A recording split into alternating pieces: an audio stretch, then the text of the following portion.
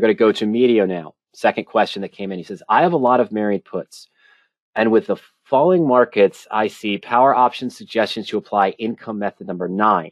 It's one of the income methods we use following the rules in the blueprint. There's 12 different income methods that are discussed in the blueprint, some if the stock goes up, some if the stock stagnates, and some if the stock falls in price. Don't you think the time for this is just when the market rebounds? Absolutely, Emidio, I do. Okay. If you think the market will continue to fall, one must close the trades or wait and do nothing. Okay. This has come up a lot this week, and it's something that I've been analyzing and something I actually told to all the Fusion subscribers today, Emidio, in a trade brief, because both AEM and Kraft had earnings yesterday, and they both did really well. They both had almost the same beat, as a matter of fact. I think Kraft reported 70 cents and they're expecting 63. And I think AEM reported 73 or 74 cents per share and they were expecting 68. A little different, but about the same.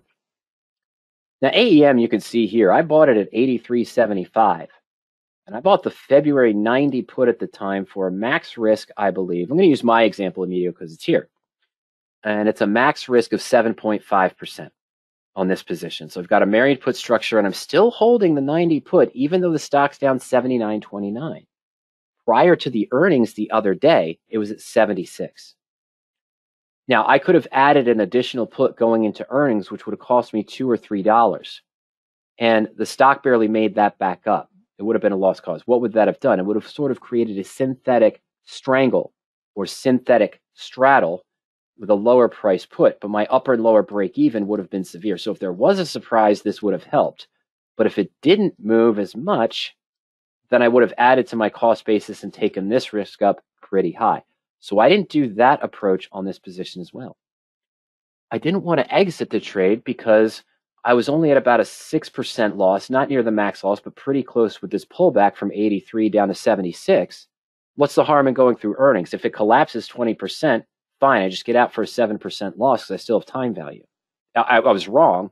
I don't want to just exit the position, but it might not be worth continuing the trade. Or after that big decline down to 70, if the stock settled, then look to use the income method number 9 that you're talking about if I still have a bullish sentiment and I feel I've hit the bottom. And that is essentially exactly, Emidio, what I said to our Fusion subscribers this afternoon. Let me just pull that up for you very quickly. Okay, and then we'll go back to that. Oh, sorry, let me clear out my drawings and log in here. You guys aren't seeing this yet. Just give me 1 second. All right. So the Fusion portfolio, this is our view. This is what Ernie and I see. You guys don't see all of this, but the Fusion subscribers at RadioActive Trading can follow Ernie trades and my trades. He opened a new position on Alexion today after he closed the JP Morgan married put that wasn't doing what he wants. Now I'm going to go to AEM, and here's my trade brief from 10:20. From today, I'm sorry, Emidio, from 10:30. AEM did beat earnings and gained over 3% back above 78, almost dropping below 76. I'm sorry, earnings per share was at 78 cents, beating the estimates of 68 to 71. The market is still volatile, and the outlook, the future outlook, Emidio, for AEM was bullish for the next quarter. I plan to use income method number 9 on this position. The stock's at 79. I'm holding the 80. I even say here, I want to lower our 90 put to the 85 or possibly the 80. But I'm not going to do that now. Not that it's coming back up, Emidio. It's because I want to see what happens next week. If we will, I hope, get the results of the election.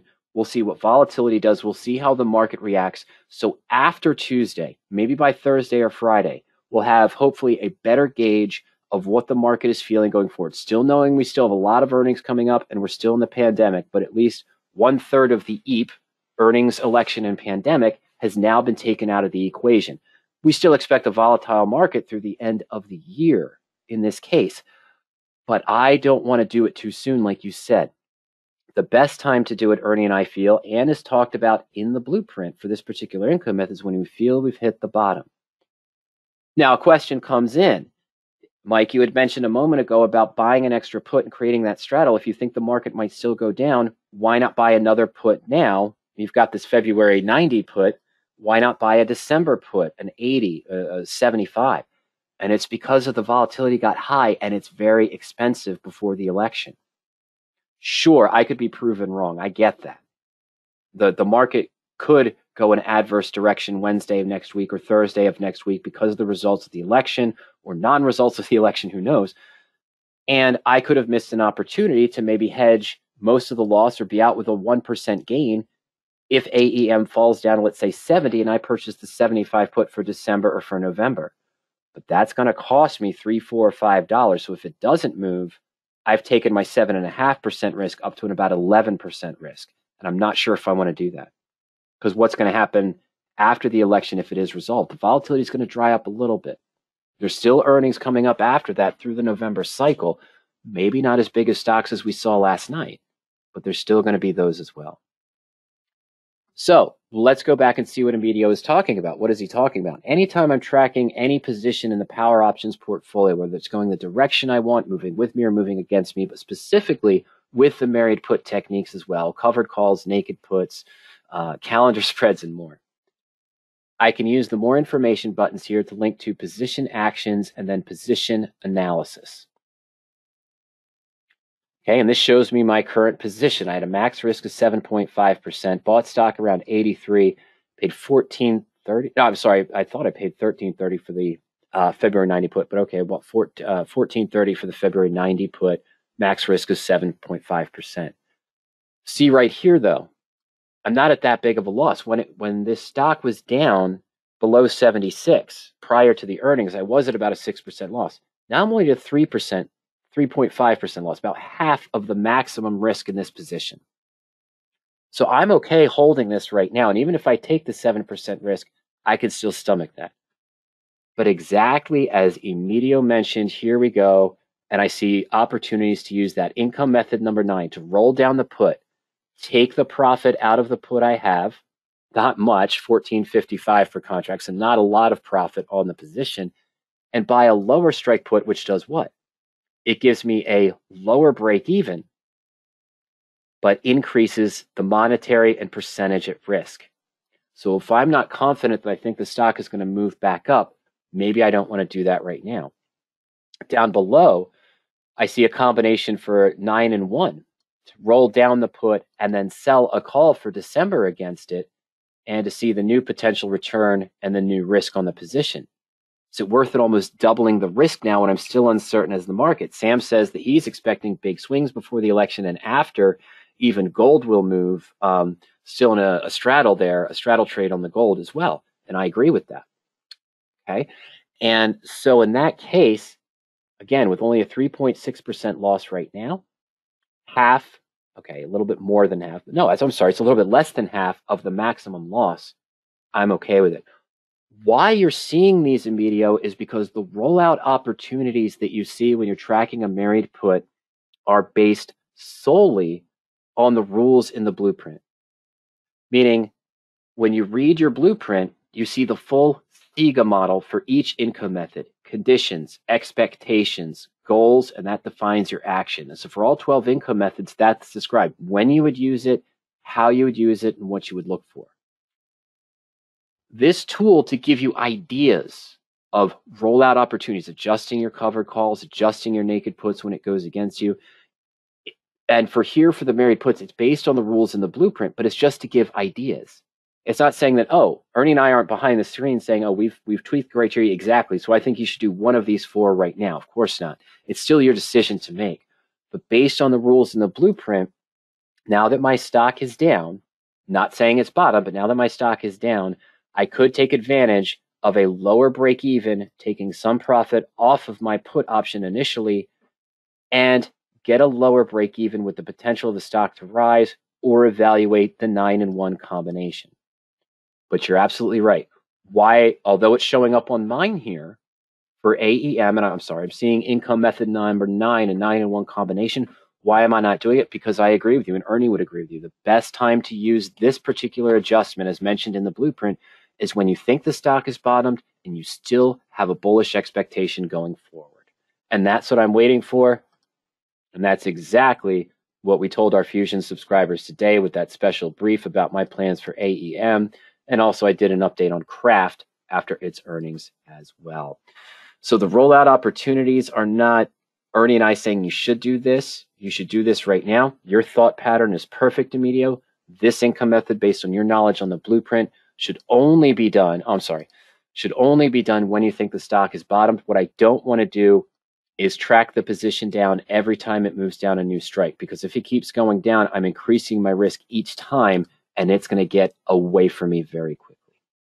Okay, so that's what the rollout opportunities are shown. They're ideas where we do all the heavy lifting and the math for you in the different strategies. It is very powerful, but that's why the blueprint is also important if you're tracking married puts in the portfolio, so you know that, okay, even though they're showing me this opportunity for income method number 9 right now might not be the best time to do that based on the other rules that are in the blueprint as well. You still want to research as you're doing Emidio, analyze that, and see if that works out for you. Which one suits you best? Which rollout opportunity suits you best? So, all right, let's move on to Wes. And Wes, rather than put this here in just a profit and loss chart, I'm going to add it to the portfolio for a better view. Wes has a concern about why his position is losing so much money that shouldn't be. I'm going to put it into the bull puts for now. Wes says, I have a Beyond Married Put, BYND. I own the May 180.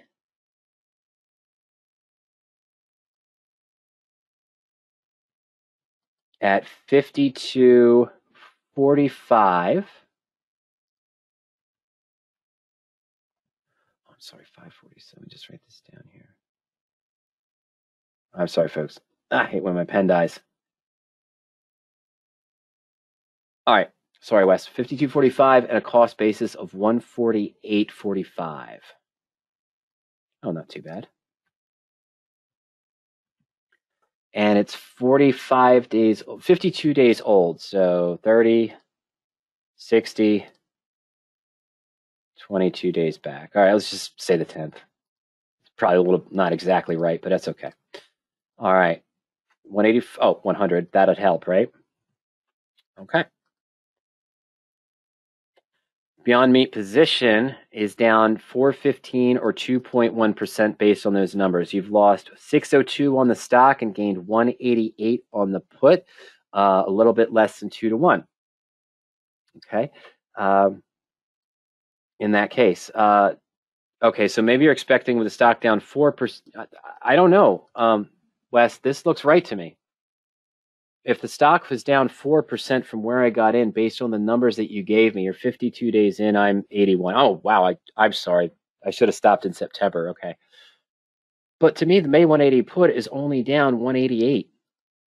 The stock's down 602. You didn't make much back. But again, total of the cost basis of 20,090, the stock's down 4%, you're down 2%. That's what I'd expect to be. When you open this position, the delta of the put was probably around 0.55 or 0.56. So as the stock fell, it's about 50%. Let's take a look. So maybe what you're saying is, Mike, I should be losing less. I should only be down 1% if my stock's down 4%. Well, depends on what the delta was when you open the position, but another factor is also involved as well. I'm going to go to the research tool, Wes, and the put research. Sorry, it's going to go through the history, Wes, so it's going to take me a moment to load this up, okay?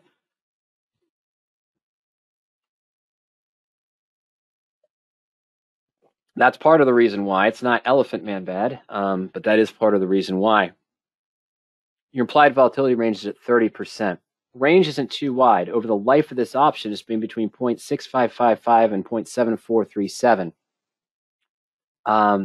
It was 4K. It was October 13th. Excellent. Thank you, Wes. Why is that important? On or around October 13th, your implied volatility was around 0.72 on 1012, 1013 at 0.73. The peak of its volatility, the implied volatility, was at 0.73. It's not a big move. It's down to 0.68, but that's going to drain it. You entered it near the high of its implied volatility range. Okay. Does that make a difference? Let's take a look. Okay. Portfolio. Sorry about that. Let's get back to the portfolio. I want to take a look at the profit and loss chart here. So we know right now that your put option has only gained $1.88 West from when you bought it, with the stock down $6.02, $6.02. Okay. Now, I want to go to the profit and loss chart very quickly. And I know we're 52 days in and 82 days in. You bought this originally, again, when the implied volatility was around 0.73 or 0.74. Now it's at 0.68. Does that make a big deal? Let's take a look. I'm going to put this back at 0.74. Not 74. Geez, no. 0.74. The height of where it was, near where it was on October 13th, the height of the IV. And so right now, I'm sorry, we can see the expected profit. Let's go to at the stock's at the current price. Should have done this before, but that's okay. We know where the stock is, where the option is priced now. It's only gained 188 on the position. This will actually be less. Oh, there you go. Okay, so if the implied volatility was at 0.74, and on Monday, Beyond Meat's at 142.43, I'd actually expect the put option to be up $400. Okay, now that it's only at about 0.675 or 0.68, shouldn't be that drastic. Wow, but it is. Look at that subtle change. Okay, what am I looking at here? This is showing me the expected price of the put based on the Black-Scholes pricing model. And you'd think that a change in implied volatility for a put option that's far out in time of only 0.07, right? We're going from 0.675 to 0.74. It's just a change of 0.07. But the expected value here at a volatility of 0.675 is only $140. You're up 188, right? And let's put it up to 0.68 and calculate that. Yeah, 160. So might even be a little bit overpriced. Remember, you got in at 0.74, near 0.73, 0.74. If the volatility stayed at 0.73 for this 180 put going out in time, this is probably maybe more of what you're expecting. I think what you're experiencing is that you got in at the height of the implied volatility for this particular put option. And even though it looks like a subtle change of dropping only to 0.07 from 0.73, 0.74 down to 0.67, Wes, you can see it right here in the calculations. I'd expect a profit of 367, so I'd only be losing 235 on the Mary put position. But at the current implied volatility of 0.675, 0.68, let's try 0.685, okay? That's where you are at 181. That subtle difference in implied volatility means a lot to these options. It really does, even the far out options as well. Okay, so that really, Wes, I'm sorry, is my answer to your question, my best answer to your question. Why are you not seeing, almost 50% back on your put? If your stock's down 602, shouldn't you be up $300, $350, $360? And the answer is, if the volatility was the same, I'm sorry, 0.335, if the volatility was near the same of where you got in, I'd expect it would be. But because the volatility dropped from the height where you got in at the inflated price of the implied volatility value, Wes, that's why you're not seeing the gain you expect on your put option for the decline in the stock. Yeah, if I see $600 loss in the stock, I'd expect to be close to $300 gain in the put. You're seeing 188, and that's because the implied volatility has fallen from when you got in the position. One of the things we talk about, I'm sorry, folks, in some of the webinars here, and here you go, there's the implied volatility range. Now it's at the 30 percentile, but when you opened it, it was probably at 80 percentile, 90 percentile of its total IV range. As we saw, it was around 0.73 on October 13th, 0.735. But one of the things I talk about in some of the members-only webinars for the blueprints when we talk about the search is I will use that implied volatility range. And in general, if I'm opening a new married put, I don't want this to be greater than 65%. I'm sorry, I should put in a whole number, shouldn't I? Yeah, it should be 65%. I don't want it to be greater than 65% of its implied volatility range right now, because that could come back to haunt me. Now, it might take all of them out. Oh, no, good. It left Alexion in there, which Ernie just opened today. I'm assuming this is the put he opened, but it might have changed at the end of the day with stock price pages, and then TSM is in there as well. Why are there only a couple results? Well, remember, some of the defaults we're looking for fundamentally are stocks trading above the 50-day moving average and other criteria. And with the last couple of days there, they've been falling as well. Okay. All right. So that's what we're looking for, Wes. I'm sorry that that's what it is. Hey, but if the implied volatility spikes back up, you'll be right back to where you expect to be. You can still possibly manage this position well and take care of it also. But I don't know if that's going to do. All right. If that's going to be worth it for you there. I'm sorry, Wes. There we go. So that's just a general rule of thumb for the next position, Wes. Try to make sure your IV range is below the 65th percentile so you don't get stuck buying into the higher range. On adverse markets or high implied volatility markets, Wes, I really should say, I may have to increase that IV range as you're seeing. If I bump that up to 70 or 80 now, Wes, that might put me in a range. That might put me in a range where I'm seeing more positions, because right now this also might be a restriction why I only see 2 results. Let's try it. Let's go to 80. Not a recommendation or suggestion. I probably wouldn't do this because this might be where Wes got caught. Okay. Nope, still only the 2. Wow, how about that? All right, let me just take it out altogether. Okay, 3. So this Darling International must be it's an 81 percentile of its 52. I'm sorry, its implied volatility range. That would be out of bounds for me personally. In that case, so I'd be looking more here, not Delta. Sorry, I'd be looking here at Alexion that Ernie just opened, or TSM, which I don't know if I'd open personally, but again, that's what I'd be looking for.